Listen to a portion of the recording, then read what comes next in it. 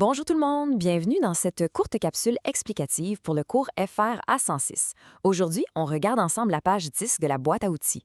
Un concept super intéressant, les mots de même famille. Parce que oui, les mots, c'est exactement comme les humains, ça a des familles. Ils partagent une vraie sorte d'ADN commun. C'est vraiment un truc magique pour faciliter la compréhension de nos lectures. Mais bon, qu'est-ce que c'est exactement des mots de même famille? Décortiquons ça ensemble. Pas de panique, c'est super logique et ça se repère carrément à l'œil nu. Le secret, c'est qu'il y a deux règles d'or et elles sont complètement incassables. Premièrement, ça prend la même racine, ce qu'on appelle le radical. C'est notre fameux bloc d'ADN, les lettres qui s'écrivent pareil.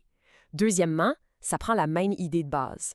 Il faut absolument que le sens se ressemble, un peu comme des traits de caractère partagés dans une vraie famille.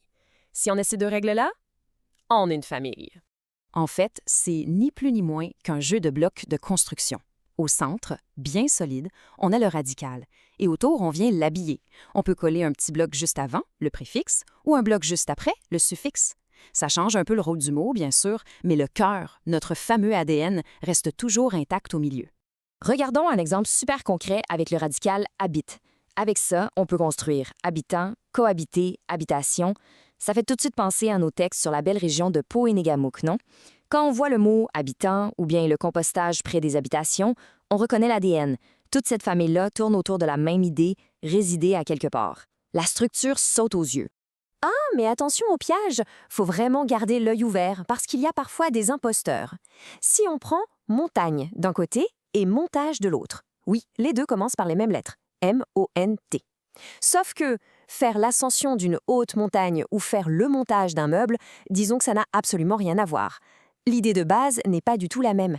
Résultat, ils ne sont pas de la même famille. Fausse alerte. Pour boucler la boucle, voici un petit défi. En repensant au texte sur l'incroyable rencontre entre Ovide et le monstre ponique, quelle serait la famille du mot « pêcheur » ?